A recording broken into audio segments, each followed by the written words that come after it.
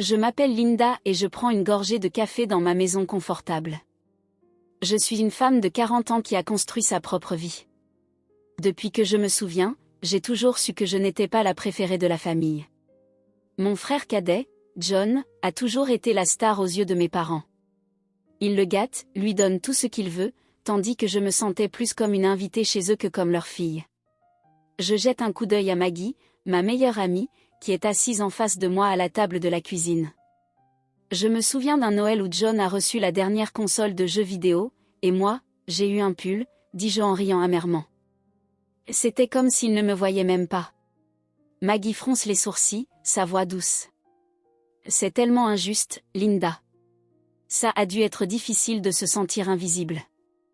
Ça l'était, dis-je en fixant mes yeux sur la rue silencieuse à l'extérieur. C'est pourquoi je suis partie de la maison dès que j'ai eu 18 ans. Je savais que je devais construire quelque chose par moi-même. Et je l'ai fait. Je souris en me remémorant les années de travail acharné.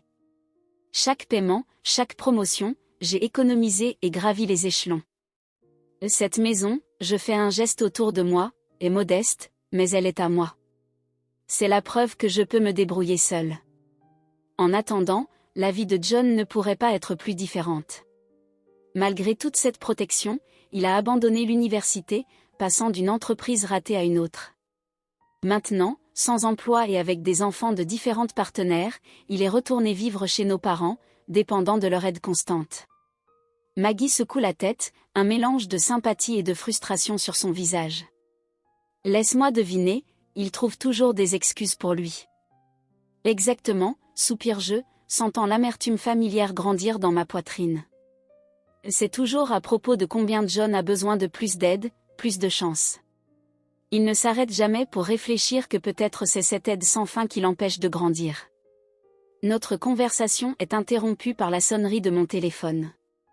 Je regarde l'écran, c'est ma mère.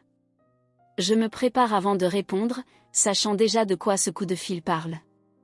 Et Linda, nous devons parler de John, commence ma mère, la voix tendue. Il a des problèmes avec la pension alimentaire. Il doit plus de 33 000 $, et s'il ne paie pas, il pourrait aller en prison. Et tu m'appelles parce que, demande-je, bien que je connaisse déjà la réponse. Nous avons besoin de ton aide, Linda, implore-t-elle. Nous avons fait tout ce que nous pouvions, mais nous n'avons plus d'option. Je ressens cette vieille douleur de ressentiment. Alors tu veux de l'argent? Ce n'est pas seulement de l'argent, rétorque ma mère, le désespoir montant dans sa voix. C'est la liberté de ton frère. Je respire profondément, sentant le poids des années passées à être la deuxième option. Maman, j'ai travaillé dur pour tout ce que j'ai. John n'a jamais eu à se battre parce que vous avez toujours réglé ses problèmes. Il y a une pause lourde, pleine d'accusations et de déceptions non dites. Tu vas vraiment laisser ton frère aller en prison, demande ma mère, sa voix mêlant culpabilité et espoir. Je suis désolée, maman, mais je ne peux pas. Je ne le ferai pas, ma décision est claire, et ma voix ferme. John doit faire face aux conséquences de ses actions. J'ai ma propre vie, mes propres responsabilités. L'appel se termine par un adieu tendu, me laissant avec un mélange d'émotions, colère, soulagement et, surtout, un sentiment de paix d'avoir enfin maintenu ma position. Maggie tend la main et serre la mienne dans un geste silencieux de soutien. Tu as fait ce qu'il fallait, Linda, dit-elle. Il est temps qu'ils réalisent que tu n'es pas leur fond d'urgence. Je hoche la tête, reconnaissante pour sa compréhension. C'est juste que c'est difficile, tu sais. Je sais, répond-elle avec un sourire chaleureux et rassurant. Mais tu fais ce qui est le mieux pour toi, et c'est ça qui compte. Peu de temps après l'appel, j'entends un coup à la porte. Lorsque j'ouvre, je me retrouve face au visage tendu de mes parents. Je les laisse entrer, sachant que cela ne sera pas une visite décontractée. Et Linda, nous ne demanderions pas si ce n'était pas sérieux, commence mon père d'un ton grave. John pourrait aller en prison. Je croise les bras et m'appuie contre le mur. Et en quoi cela me concerne-t-il, papa? Pourquoi est-ce toujours moi qui dois réparer les choses? C'est ton frère, interrompt ma mère brusquement. La famille aide la famille. Je laisse échapper un rire amer. La famille aide la famille? Ça vient de toi? Où était cette aide quand j'avais besoin de soutien? Les yeux de ma mère se plissent. Nous avons fait tout ce que nous pouvions pour toi. Sérieusement, je défie, ma voix s'élevant. Parce que tout ce dont je me souviens, c'est d'avoir été mise de côté au moment où John est né. L'air est chargé de vieux ressentiments tandis que mon père essaie de faire la médiation.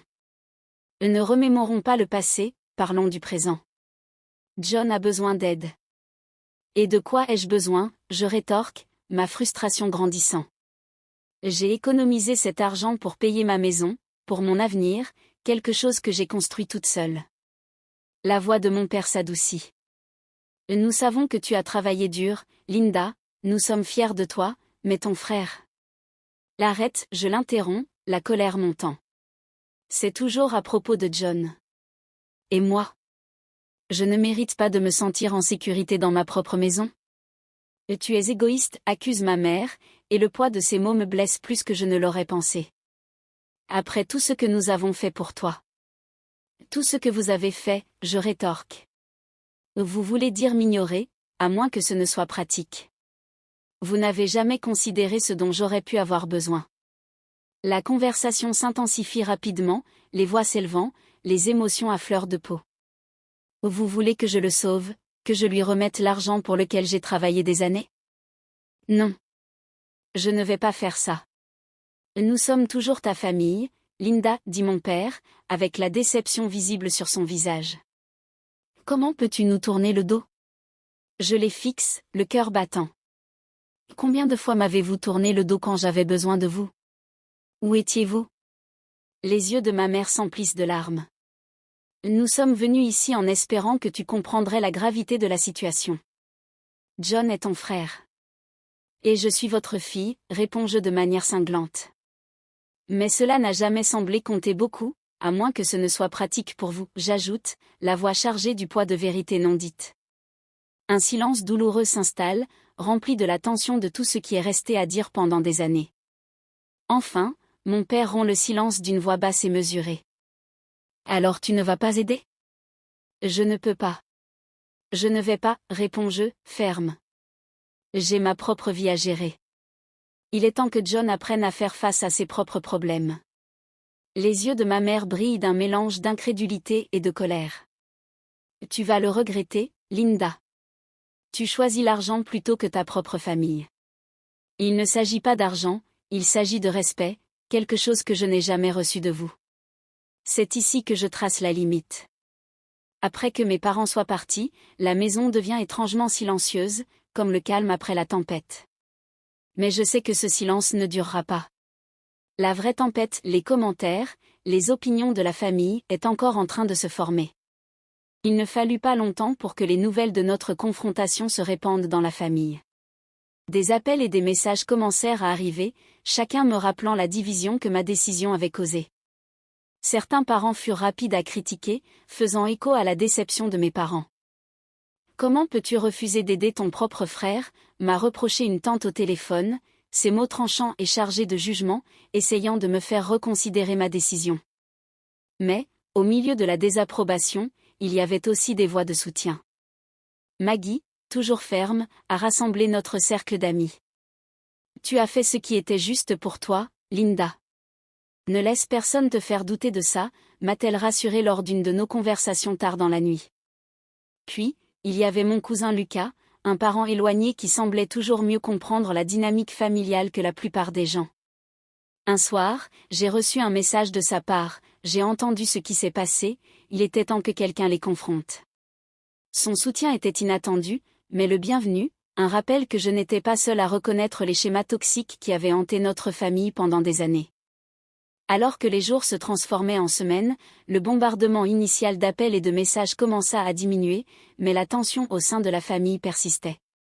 Je suis allée à une réunion de famille, consciente du type d'accueil que je pourrais y recevoir. Entrer dans la pièce était comme mettre les pieds sur un champ de bataille, des yeux suivaient chacun de mes mouvements, et les chuchotements à peine déguisés résonnaient tout au long de l'événement. Lucas est resté à mes côtés, sa présence étant un pilier silencieux de force. Tu gères ça mieux que la plupart des gens ne le feraient, a-t-il commenté alors que nous étions sur le côté, éloignés de la foule. Je dois le faire, répondis-je, pour ma propre paix. Dans les semaines qui ont suivi la réunion de famille, je me suis concentrée sur la construction d'une vie plus saine et équilibrée. Je savais que maintenir les limites que j'avais établies avec ma famille serait crucial, non seulement pour ma paix intérieure, mais aussi pour ma propre croissance. J'ai commencé à faire de la thérapie, une décision motivée par des sentiments persistants de culpabilité et d'abandon après ma confrontation avec mes parents. Assise dans le cabinet de la thérapeute, je me suis ouverte sur mon enfance, le favoritisme, le mépris, et comment cela avait façonné mes relations. On dirait que tu as toujours été la responsable, celle qui a dû s'occuper d'elle-même, a observé ma thérapeute d'une voix douce mais investigatrice. C'est exactement ça, ai-je répondu, la réalisation émergeant en moi. Et quand j'ai enfin dit non, j'avais l'impression de briser une règle non dite de la famille. Souvent, nous intériorisons ces rôles, a-t-elle expliqué. Mais rompre avec eux peut mener à une croissance personnelle significative. Ces mots étaient réconfortants, m'aidant à comprendre que ma valeur n'était pas liée à combien je me sacrifiais pour les autres, surtout lorsque ces sacrifices n'étaient jamais récompensés. Pendant ce temps, la situation de John empirait. Sans mon aide financière, mes parents, désespérés de le protéger des conséquences de sa vie de caprice, s'empressaient de chercher des alternatives. Ils ont essayé d'organiser des collectes, ont contacté des parents éloignés et ont même envisagé de prendre des prêts. J'ai appris leurs difficultés par Lucas, qui restait en contact régulièrement. Ils font vraiment tout pour empêcher John de faire face aux véritables conséquences, a-t-il dit lors de l'un de nos appels. Un après-midi, j'ai retrouvé Maggie pour déjeuner dans un café chaleureux, un petit refuge loin de l'agitation de la ville.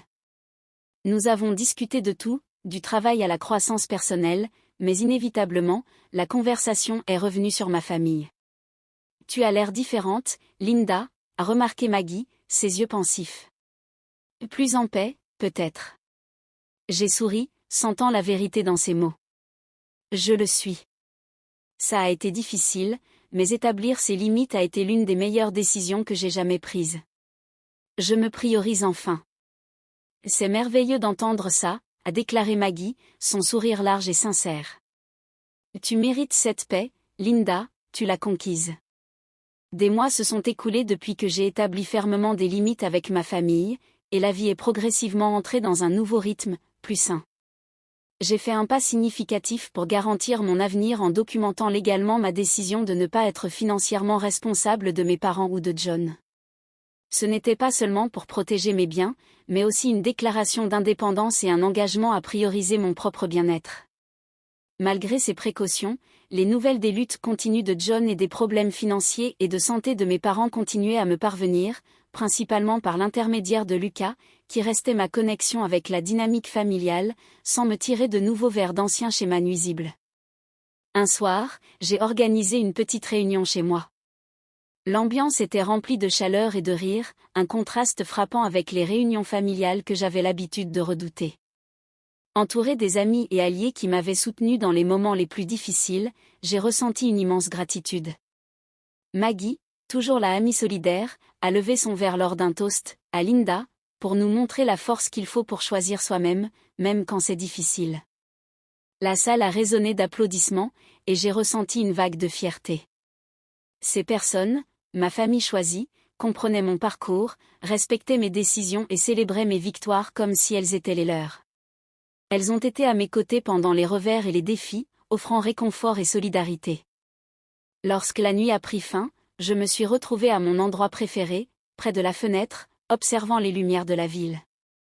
La nuit tranquille offrait le cadre parfait pour la réflexion. J'ai pensé aux limites que j'avais établies et à la sensation de paix qu'elles avaient apportée à ma vie. C'est vrai ce qu'on dit, parfois, les limites les plus difficiles à établir sont celles qui, au final, nous libèrent. Cette réalisation n'était pas une fin, mais un début, un nouveau chapitre dans lequel je pouvais vivre de manière authentique et sans excuse, en priorisant mon bien-être et ma bonheur. Ma relation avec ma famille peut rester tendue, mais j'ai trouvé un moyen de prospérer en dehors des restrictions de ces anciennes dynamiques. Lorsque je me suis éloignée de la fenêtre, j'ai ressenti une victoire silencieuse grandir dans mon cœur. Ce n'était pas seulement ma nouvelle normalité, c'était une victoire durement acquise, un témoignage de la résilience et de la détermination qui m'avait guidée dans les moments les plus sombres. Cette histoire arrive à sa fin, une histoire de dépassement et d'établissement de limites qui peut être appliquée par quiconque. Maintenant, nous aimerions avoir de vos nouvelles. Croyez-vous que les obligations familiales doivent toujours être des priorités ou est-il nécessaire de mettre notre bien-être personnel en premier? C'est un sujet profondément personnel et souvent controversé, alors n'hésitez pas à partager vos pensées et expériences dans les commentaires ci-dessous.